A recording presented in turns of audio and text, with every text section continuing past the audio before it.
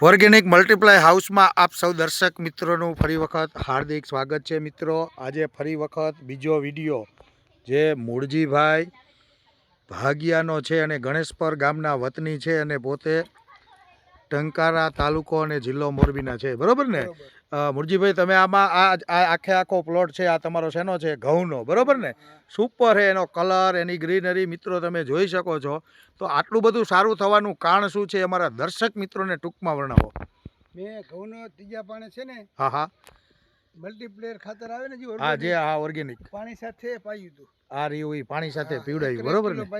એકરે 1 kilo પાયું હતું। એના હિસાબે આજે એક હરખી તમે જોઈ શકો છો ઘઉંની ડુંડી મિત્રો, અને એક હરખા ઘઉં અને એનો કલર અને એની પત્તાની સાઈઝ ખરેખર લાજવાબ છે મિત્રો।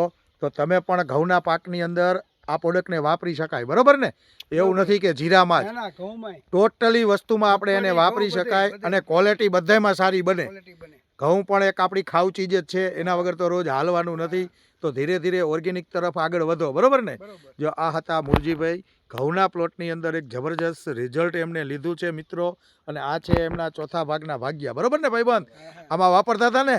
ખરેખર તારા ઘઉં પણ એવા છે અને તારા શેઠ પણ બહુ સારા હે। તારે સારી વસ્તુ ગોતી દે હે, બધાને આવા શેઠ મળે, બરોબર ને? તો આપણે સારું થાય ખૂબ ખેતીની।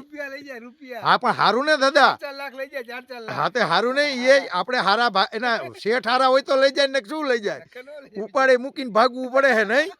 દાદા ખરેખર ખેતીની અંદર ખૂબ પ્રગતિ કરો ને ખૂબ મહેનત કરો ને ખૂબ પૈસા કમાવો ભાઈ, એવી આશા સાથે હું અરવિંદ પટેલ કૃષ્ણા બિઝનેસ ડેવલપમેન્ટના એક બ્રાન્ચ ઓફિસર તરીકે આ ઘઉંના પ્લોટની અંદર પણ એક નજારો મિત્રો જોવા મળ્યો છે।